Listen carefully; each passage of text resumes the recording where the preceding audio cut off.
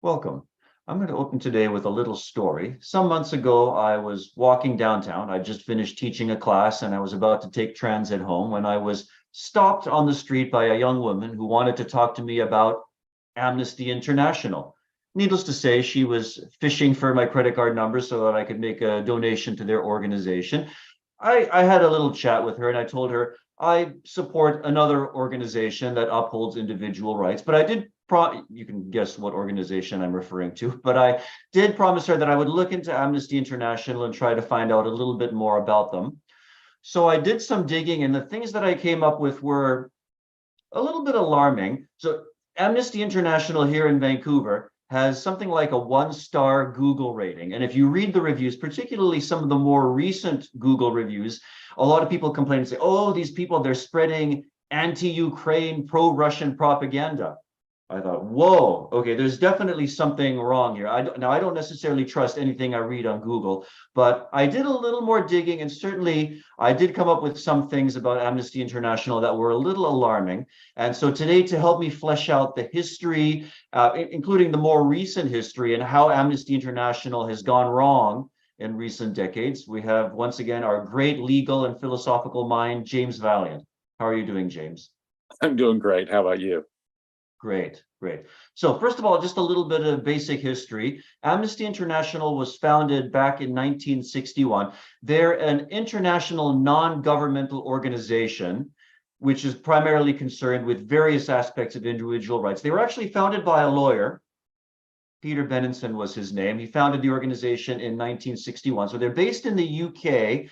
And initially, they were founded for the purpose of protecting prisoners of conscience, meaning people who are unjustly imprisoned because of race, ethnicity, religion, political beliefs. And then over the course of the 1970s, they gradually broadened their purview to include people who've been denied due process. So some weeks ago on the reality show, we talked about Navalny, who's one of Putin's most outspoken critics. So he's an example of somebody who's been imprisoned without due process and without a fair trial. And they also began speaking out against cruel and unusual punishment, the use of torture in interrogation and for punishment. And so all of that makes sense. All of that sounds good so far. In 1977, they were granted the Nobel Peace Prize. Oh, that's something else we can talk about in the future, whether the Nobel Peace Prize is legitimate or BS, but we'll leave that for another week. At any rate, so there are clearly some good ideas, at least in the early decades of Amnesty International, but there are also some respects in which, particularly since the turn of the 21st century, they've gone wrong. But James, can you just fill in a little bit of the early history of the organizations? Can you give some examples of things that they did right in the early, say in the 60s and 70s and 80s? Well, when the Soviet Union was around, I think in the 1960s and 70s, they had a pretty good position on the gulags and the psychiatric hospitals and the way people were treated. But, they did start out with a rocky foundation. Their understanding of rights and their understanding of freedom itself was philosophically poor. As objectivists, they endorsed, for example, let's go back a little bit to the founding of the United Nations in the late 40s after World War II. Eleanor Roosevelt came to the United Nations and asked for an international declaration of human rights be passed, and it was passed rather overwhelmingly. That Declaration of Rights included things like the freedom from want, basic health care, basic housing, a basic minimum standard of living. So they have provided by whom, right? Exactly, at whose expense. So it's a very poor understanding of rights and freedom itself. Freedom does not mean, a power or a wealth or something. It's simply the absence of coercion from a criminal or the state. And so they have a fundamentally profound misunderstanding of what freedom is, a profound misunderstanding of what rights are. Nonetheless, as you say, they were founded in the early 60s, UK organization, and their focus, it seems to me, in the 20th century was correct on prisoners of conscience. As objectivists, we very, very much oppose the concept of political prisoners. No one should ever be imprisoned because of what they believe, what they say, what they've written, how they, what their religious or political beliefs are. And if anyone's imprisoned for that, it is a fundamental violation of their rights. And I think we can agree with that. And so long as that was at least the focus, whatever the mistakes in their initial statement of rights, so long as that was their focus, they were mostly agents for good, it seems to me. But you see, even in the 20th century, they had to step back from Civil War type contexts. So for a while, for example, Nelson Mandela was not regarded as a prisoner of conscience. Why? Because he advocated violent overthrow of the South African apartheid government. Well, wait a minute here. Sometimes it's appropriate to go to civil war to overthrow your government because it's that oppressive. And if you're not willing to take a principled stand on when it's appropriate to go to war against your dictatorial government, then in effect, you're sanctioning that government. And insofar as Amnesty International refused to enter into those kind of moral debates, they were actually going against their stated proposition. They were helping oppressive governments. If Nelson Mandela, for example, isn't a political prisoner simply because he advocates a violent resistance to what was an oppressive government. Now, someone may disagree with me about South Africa, but the general point is that if Amnesty International is not willing to take a stand on situations where there's civil war, then they've gone down a very dark path, it seems to me, and the very opposite one. And as you say, in the 21st century, they've clearly taken a dark turn. They have accused, for example, Israel of being an apartheid. See, Nelson Mandela doesn't get protected there, but they can officially declare Israel to be an apartheid state, oppressing the rights of the Palestinians. Now, there they are taking a stand, you see, on a civil war or an actual war between people. And if you can't take a stand on who's the good guy and who's the bad guy there, then their whole understanding of rights obviously crumbles to the ground. If Palestinians can use women and children as human shields, for example, and lobbing their bombs over, then what Amnesty International is doing is taking an anti-Israel side on things. They refused recently, for example, to say that anti-Semitism should be one of their focuses. But nonetheless, they've been hot on Islamophobia, trying to protect. And think of this too. I mean, in the Islamic world, there's all kinds of oppression in Iran and Saudi Arabia. And the Muslim world has pushed back on Amnesty International for a long time. And for a long time, Amnesty International pushed back on them. But that now has changed, it seems to me. And their focus now is much more in terms of protecting in a culturally relativistic way, even oppression when it occurs within some, because after all, we can't judge the culture or religion of some other country. And when you step back that way too, you've again lost all actual objective moral grounding, it seems to me. So they also took a negative position on police violence in America in 2020. Now, you can have numbers declining of all kinds of police violence, much less no evidence of any disproportionate racism in police violence. That can be ignored. America is still systemically racist as far as they were concerned. And in 2020, definitely took the side of the violent protesters. So again, they're taking the side of violent thugs, like they are in the case of the Palestinians. And again, it's the result of a very poor understanding of rights, and they end up being advocates for the bad guys, in my view. So there's a lot to take apart there. So on the one hand, they have a poor philosophical foundation in that they accept the UN Declaration of Rights with all of its spurious rights that we disagree with. But also, if you think of the dominant political philosophies of our day, they are predominantly altruistic, collectivistic, statist. And so there's this, I think, philosophical contamination at the root of what Amnesty International does. However well motivated some of their members may be now, Amnesty International claims to have something like 10 million members worldwide, members and supporters. I'm not sure quite how they differentiate between members and supporters, but something like 10 million people. I'm sure many of those people probably want to see an end to the worst abuses, the worst human rights abuses. But when you have a shaky philosophical foundation, it makes it impossible to differentiate between oppressors and victims, between between the actual bullies among states, among governmental organizations, and the people who are legitimately being oppressed. So you mentioned their policy towards Israel, which is gaslit. There have been actual accusations of anti-Semitism. So there was one incident that happened, I think it was nearly 20 years ago, where I think it was the chairman of Amnesty International Finland made a public comment where he described Israel as a scum state or something really, really bad. A rough English translation would be something like scum state or an evil state. And eventually Amnesty International criticized that statement by their Finnish chairman, but still, it gives you an idea of the perception of the Israeli-Arab conflict, which is on very, very poor ground. Now, you mentioned the whole business of anti-Semitism versus Islamophobia.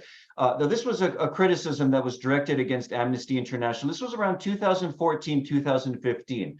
In 2015, Amnesty International was asked to participate in some sort of program or campaign specifically against anti-Semitism. And they declined because they said, well, we're against all forms of discrimination. We don't want to single out any particular form of discrimination. Okay, I would agree with that. I'd be on board with that. But just a year earlier, in 2014, they participated in a campaign against Islamophobia. Now, Islamophobia isn't even a legitimate concept. People have a very legitimate reason to be concerned about the ideology of Islam, which is sexist, misogynist, in many cases xenophobic, persecutes non-believers, infidels. It's often a violent ideology that uses all kinds of criminal acts to achieve its aims. So what's going on here with Amnesty International and their position on anti-Semitism versus Islamophobia? You know, Mark Pellegrino, one of our friends here at the Ayn Rand Center UK, has, I think, made a very good point about underdogism. If one side appears to be stronger, that must mean that they're the bad guys. The weaker person must be, under any circumstances, regardless of the actual moral context of the situation. Take, for example, the Palestinians, who could have had an independent state 25, 30 years ago under Yasser Arafat and refused it.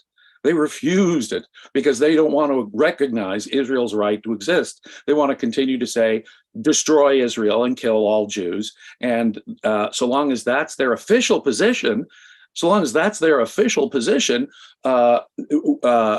seems to me that it's Amnesty International is taking sides in what is actually a moral conflict here, where you have to, in order to understand rights, you have to understand that moral conflict. And yet they treat Israel as the bad guys here, even though the Palestinians could have had their own state, they could have had peace with Israel decades ago. It is their racist insistence on the destruction of Israel.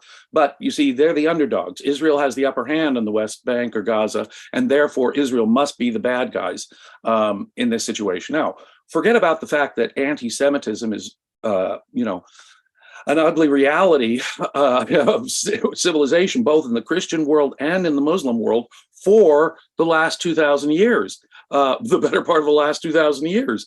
To say that that's not a real issue. Now, criticizing a religion is not racism. If I were to criticize, for example, the Torah, that would not necessarily make me anti-Semitic. It would not. If I yell death to Israel and believe that there shouldn't be an Israel at all, because qua Jew is what I have a problem with, that's racism. That's anti-Semitism. So Amnesty International, in this bizarre way, is declaring anyone who's a critic of Islam, in effect, to be some kind of a bigot or some kind of a racist, I suppose, and anyone, because they're critical of the religion or the violent aspects of the religion. Islam, I'll just be frank, I'll be a critic. And if you want to call me Islamophobic, fine. The Quran basically says, die, die, die. If the New Testament of the Christians says, submit, submit, submit. I mean, both are pretty rotten as far as I'm concerned. But my criticism of a religion, whether it's Christianity or Islam or Judaism, does not make me a bigot.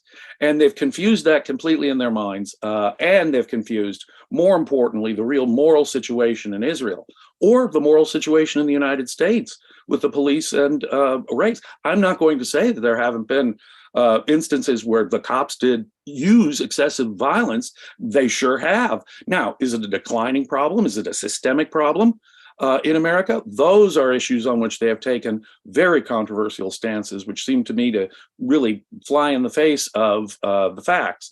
Now, again, America is the big bad guy here. They're the most powerful superpower in the world, and therefore they must be the bad guys. They must be the bad guys. But it is true that racism against blacks has been a problem in the United States. It is true that racism, a kind of really nasty racism, has been involved with Jews in Europe as well, and in the Muslim world as well. Those are all facts. But you see, in order to parse this out, you need philosophy. You need correct principles. And having started off on bad principles, I think it's only inevitable that they should take this nasty negative turn. I understand that there have been all kinds of problems within the organization too within the last few years. Was it a few years ago? There have been some budgetary problems. There was an incident in 2019 where 2 of their employees committed suicide. One was an intern and another was a longtime employee. And this resulted in an investigation into the workplace environment. And it was found that there was all sorts of harassment and bullying in the workplace. The report concluded that there was a toxic work environment within Amnesty International. I'm not sure how widespread that is, but that is something that came up recently. There were also some problems with their sources of funding and some budgetary problems as well. Now, I want to pick up on something that you mentioned earlier. You mentioned the underdog principle, but a curious reversal of that is the controversy from last year about the Russia-Ukraine war. So last August, I think it was, Amnesty International released a report in which they criticized the Ukraine military for putting Ukrainian civilians in danger. And this report was widely criticized by the Ukraine government. It was widely criticized by a lot of international readers. And the initial response of Amnesty International was to stand by their report and stand by their research. Eventually, they kind of half-heartedly apologized for any harm their report might have done. But you see, this is another example of them failing to differentiate between the invaders and the invaded, between the aggressors and the victims of aggression. This was after Russia had invaded Crimea. This was, remember that the current war in Ukraine is only 2.0. Remember, several years ago, they invaded Ukraine and they had already, and Russia was already involved in an aggressive war against Ukraine. Now, is Ukraine the perfect Jeffersonian democracy? No, but they are the victims of the invasion. And if you can't distinguish the bad guy from the good guy in an invasion, once more, Amnesty International is, in other words, they're taking a morally neutral stance, and they think it's safe to take this morally neutral stance when it comes to situations of war. It is not. It is not. And the only moral response is not some kind of Gandhiist or pacifist, turn the other cheek sort of Christian response. No, the moral response is sometimes the violent response back at the oppressive government or at the invading the nation that's invading you. If you can't fight back from an invader, or if you can't overthrow, as I say, an oppressive government, well, Amnesty International, you're just defending aggressive dictators and dictators oppressing their own people. And that's the danger that they run into when they take this kind of moral stance, a sort of a pro-pacifist moral stance, a sort of Christian turn the other cheek stance is the only one that they'll really respect. So if, you're being tortured by your government, well, okay, because, you're just being tortured by your government. And I think in most cases we would agree, but hold the phone here. Is that really the sum and substance of human rights? It is not. It is not. Sometimes the question becomes compared to what situation? I mean, for example, Russia and Ukraine is a great example. You say, well, these guys are the invaders. These guys are the ones who've been oppressing them. Consider the history of Russian occupation of Ukraine and the mass starvation and the millions who died. I mean, you cannot drop that context to Amnesty International, especially when Russia's deciding to invade the same country again so that it can control it. No, they really don't have a clear understanding of human rights. Individual rights, obviously, is the key concept there that they're missing. And the very notion of freedom is elusive to them.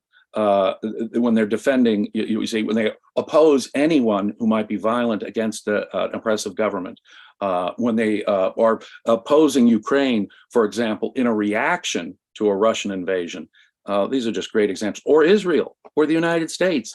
Again, having these warped glasses on gives them a warped view of the whole world, which is pretty typical of the progressive left, I think, in the West these days. And just in our last few moments, I want to just summarize some of the other problems, some of the other issues where their position is seriously flawed. So if you look at Amnesty International's website, they have a list of all the issues where they have particular perspectives, particular things that they want to achieve. And it's a mixture of good and bad. So on the one hand, yes, they do try to prevent people who are being unlawfully detained, people who are being subjected to cruel punishment. That's all good. But they also, but as you pointed out, they do take a particular stance on the question of systemic racism in North America, police brutality, which I think it flies in the face of the facts. In Canada, Amnesty International Canada, they're very much on the side of the indigenous land claims, which I reject completely. So for example, if a company wants to drill an oil pipeline that goes through indigenous land, well, no, we can't possibly have that because that's exploiting indigenous people and exploiting nature and exploiting the land. Climate change. Amnesty International is very much on the climate change bandwagon. Yeah, everybody has a right to a good climate and everybody has a right to clean water. Well, yes, insofar as it affects human health. Here's something like a right to a good, clean climate. And I think, what would that be like in the last ice age, or in the last major warming of the Earth, which is much warmer than it is now? You've got a right. You got to go wag your finger at Mother Nature for that last ice age, or for that last global warming episode. Or for the fact that, as Alex Epstein has pointed out, more people still die from excessive cold in all continents of the world. By many times, by a factor of many times. Somebody fill Amnesty International in on that little detail. Right. Yeah, there are lots of questions where they're simply hopelessly confused and hopelessly befuddled on the correct position. In fact, their position on global warming would imply that they would have to take a rather totalitarian stance on certain matters if they were consistent with that. The really consistent advocates who want reform because of climate change advocate totalitarian solutions. So if Amnesty International wants to get on a bandwagon that'll lead them to more powerful governments controlling people's private and economic lives more, then go for the global warming crowd, Amnesty International, and you've completely lost any mooring, any connection to freedom, rights, and protecting political prisoners or prisoners. They spout a lot of nonsense about how the climate change is harming people in the developing countries. Okay, but what about the fact that people in developing countries could really benefit from having fossil fuels, could really benefit from having coal and gas and access to clean, reliable, dependable energy? No, they don't say anything about that. Oh, they would happily watch, half the human population starve or remain in poverty and grinding poverty if they really are serious about this climate change agenda, which in my mind puts them on the opposite end of things, advocating powerful central governments and totalitarian solutions, the very opposite of whatever made them, gave them any kind of moral respectability in the 20th century. Absolutely. Well, let's take a moment to check in with Daniel. Do we have any super chats or comments from our viewers today? We have a super sticker from Jeff. Thank you so much. Also a super sticker from Jonathan. Thank you so much. Super chat from Bonnie. Thank you. She says, or she asks, are human rights and individual rights the same idea? Not as we define individual rights and as the UN defines human rights. Right. Totally different ideas. In fact, in some ways, opposite ideas. Rights is the concept of rights has this warm, fuzzy, good feeling to it. And that's why the socialists glommed onto it. That's why they say you have a right to decent housing and healthcare and so forth, even if it must come at someone else's expense. So yeah, they have an entirely inverted notion of rights, which of course means the violation of some people's rights in the process. And so yeah, two very, very different ideas. The concept of rights was given to us by people like Locke and the classic liberals, and that concept has been stolen by the progressive left to mean all the material. And what would it be? You know, basic food. Does that mean caviar and, you know, prime rib? Okay. Or what does that mean? Healthcare, what does that mean? Housing, what does that mean? To what level am I required to provide this to other people? And what level is it, if they fall below, that somehow their rights have been violated? No, it's madness, anti-concept of rights that they use. Right. The important thing to remember is that rights do belong only to human beings. So in that sense, human rights is a legitimate concept, but only to human beings as individuals.